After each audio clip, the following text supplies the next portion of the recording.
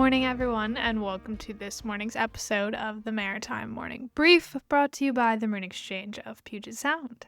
I am your host, Sarah, back again this morning, bringing you the essentials on vessel movements and maritime conditions today in Washington.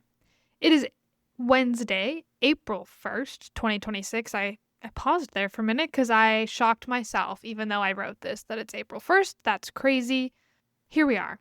Today we are anticipating the arrival of 10 vessels, which is expected to include 3 bulkers, 2 tankers, 3 container ships, 1 general cargo, and 1 ro-ro.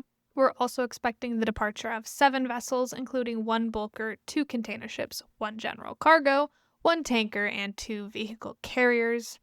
Of course, ship schedules are dynamic.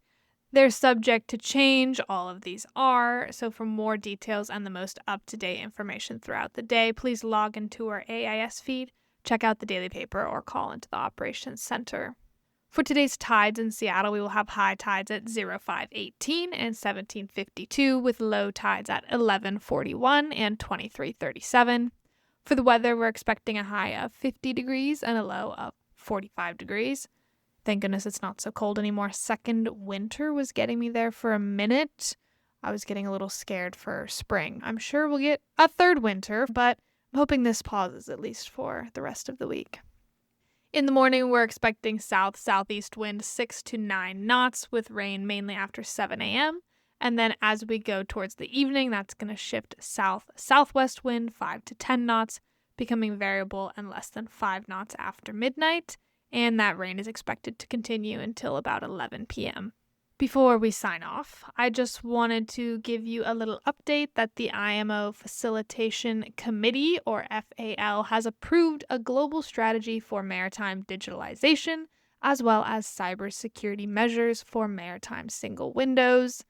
There's, of course, a very full article about this with all the details. That is from the Maritime Professional, at least the one I chose to read, and I'm going to get you this excerpt here so you kind of know the gist. Their meeting in London was the 50th session. That was March 23rd through March 27th.